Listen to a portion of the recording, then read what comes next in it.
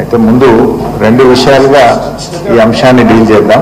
ఒకటి, డెఫినెట్గా మేము మీ దగ్గరికి కూడా వస్తాం, శాసనసభ్యుల బృందం మీ కాలనీకి వస్తాం, చూసి మీ అందరికీ కూడా ధైర్యాన్ని చెప్తాం.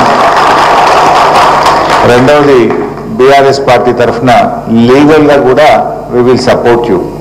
మా లీగల్ సెల్ అడ్వకేట్ లలిత గారు ఇక్కడ ఉన్నారు, వారి నంబర్ కూడా మీకు ఇస్తారు. Please note down her number. A team of advocates, Kalyan కూడా వచ్చిన రైట్, కళ్యాణ్ గారు కూడా ఉన్నారు, మా అడ్వకేట్ కళ్యాణ్ గారు కూడా వచ్చారు. A team of advocates will support you.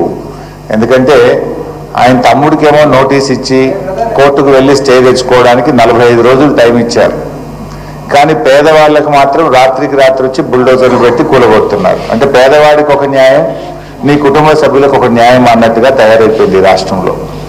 అందువల్ల మా లీగల్ సెల్ అడ్వకేట్స్ కూడా, ఎందుకంటే మీరందరూ మాట్లాడుతుంటే మేము విన్నాం, మీకు రిజిస్ట్రేషన్ ఆఫీస్లో ల్యాండ్ రిజిస్టర్ అయ్యి కొనుక్కున్నారు, కష్టార్జితం డబ్బులతో కొనుక్కున్నారు. మున్సిపాలిటీకి వెళ్ళి అప్లై చేస్తే ఫీజు తీసుకొని మున్సిపల్ పర్మిషన్ ఇచ్చారు. తర్వాత మీరు ఇల్లు కట్టుకోవడానికి బ్యాంకుకు వెళితే ఆ డాక్యుమెంట్స్ పరిశీలించి బ్యాంకు మీకు లోన్ ఇచ్చింది.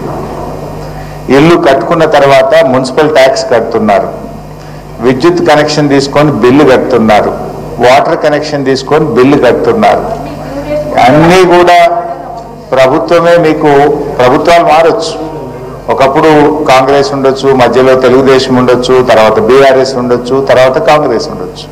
Government is a continuous process.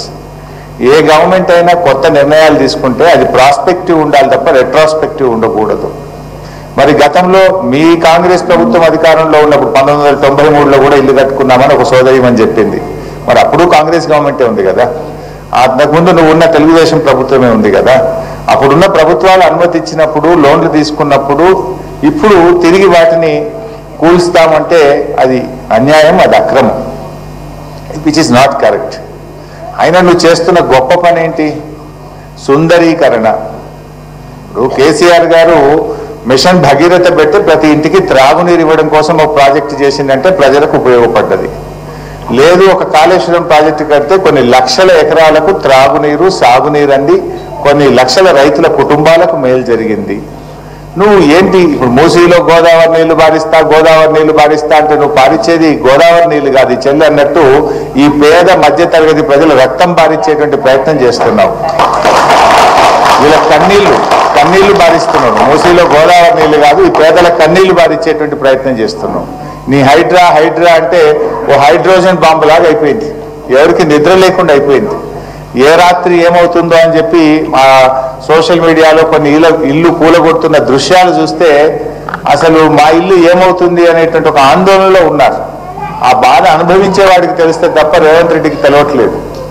Revanth Reddy ఒక చిన్న లాజిక్ మిస్ అవుతుంది. పేదలకు, మధ్యతరగతి ప్రజలకు మేలు చేస్తే వాళ్ళు దీవెనలు ఇస్తారు, కానీ ఆ పేదల మధ్యతరగతి ప్రజల ఉసురు తీస్తే వాళ్ళు శాపనార్థాలు పెట్టారనేటువంటి లాజిక్ ఆయన మిస్ అవుతా ఉన్నారు.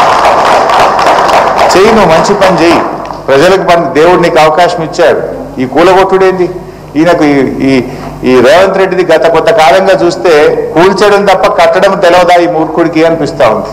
అన్ని కూల్చుడే, ఎక్కడ పోయినా కేసులు, కూల్చుడు, అక్రమాలు తప్ప ఒక పేదలకు పనికి వచ్చే పని, ప్రజలకు పనికి వచ్చే పని ఆయన ఎక్కడ